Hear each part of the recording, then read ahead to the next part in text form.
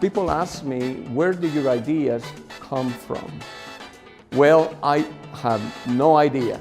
One day you wake up and you open your eyes and you see, and it's right there in front of you, and you know what's going to be on that day. The next day, it may be repurposed or reassigned to for another reason. Why? How did you know? You know, when you're a student in a high school, you kind of trying to figure out who you want to be, who you're going to be, right? In college too. I mean, in life, some of us still don't know what we want to be, right? So how in the heck do I assume that I will be an artist? Why an artist? Well, before we get to that picture, let me tell you another story. This one is true. Yeah. My parents were very smart, and they always wanted me to be an engineer. I was going to be an electromechanical engineer. That's my destiny. They had chosen that for me. I had another idea, but I didn't know that. So my parents said, but even though you're going to be an engineer, you need to have a hobby, something that is to chill. So they said, do you want to play an instrument? And I said, sure. And so I said, I want to play the trumpet. Well, that didn't go so well with them because of the noise. So we decided, okay, no trumpet, I'll play the guitar. And I learned to play the guitar, but it didn't turn me on. So one day, one of my grandmas, like the Italian grandma that we had, kind of threw out there a set of pastels and said, maybe he can paint. And so I did. And I created this painting, and I was probably between 11 to 13 around that time, and it disappeared. So one day, my father says, we're going to go eat, Nelson, and I'm going to take you to this gallery to see this display of artwork. Now, remember, I'm a little guy.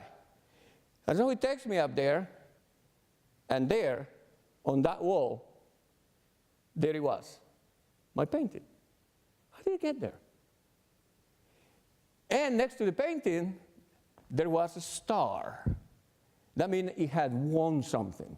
Now, I could lie to you and say I won first place because I'm that good, but it wasn't. But I won something. I won a star next to my painting. And I thought, that is so awesome. And when I saw that, I thought, man, I kind of like this feeling. I didn't know what it was at that time, but I did like the feeling of what was going on at that moment.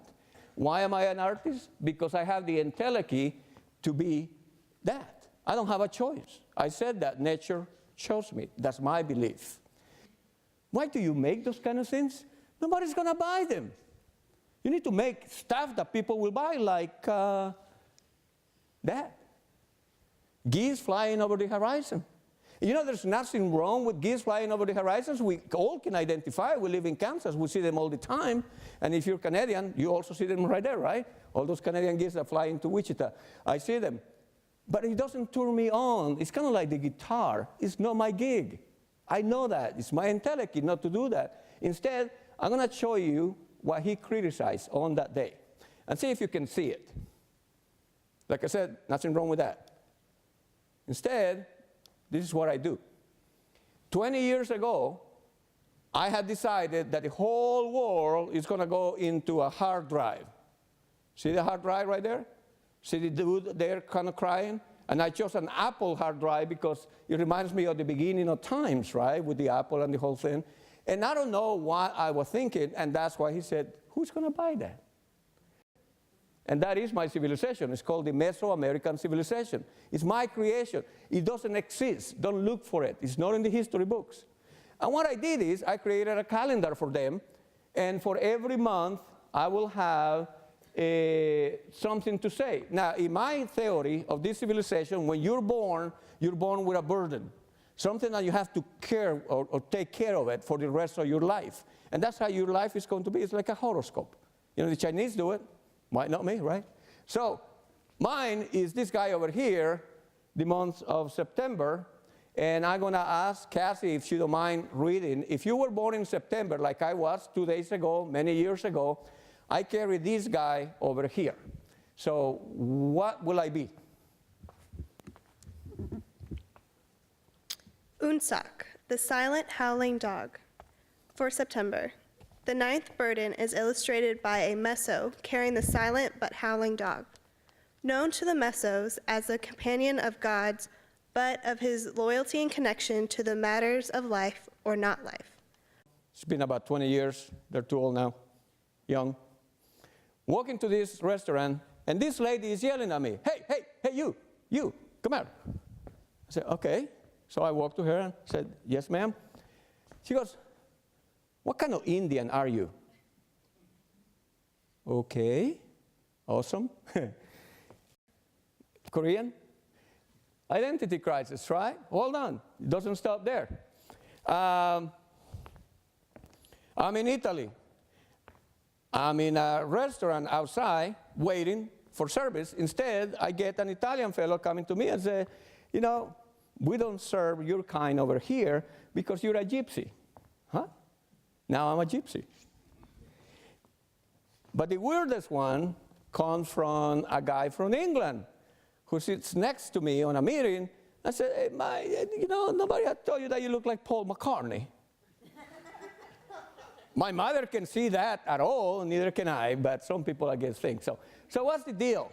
What's the deal with people trying to put you into a box? What's the deal with giving you an identity? Why not yourself give yourself an identity of who you are, right, to the world, your brand?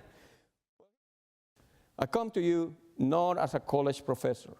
I don't come to you as a father or as a son or as a brother. I come to you as what I was born to be. Just an artist, to create this kind of crazy stuff, because I love creating this crazy stuff. I do what? Want to do the last one? I come to you not as a college professor, father, all the roles that I have assigned to myself, but I come to you as my style. My style is imperfection. I am the most imperfect father. I'm the most imperfect brother and son. Maybe not the best college professor, but I tell you, I am me. I know myself, and I know that I, in my world, will always be imperfect, and I'm okay with that. I've been given a good life so far. I've been given the opportunity to express myself however I want to express myself, and I still enjoy that. And there is a term called entelechy that says that we have an inner urge to be what we need to be. And I think that I did not choose to be an artist. I think I'm lucky enough that nature chose me to be this. And I don't call myself even an artist. There's a new term now, it's called creative. When you're creative, you create your own world. You create your own entities within that world.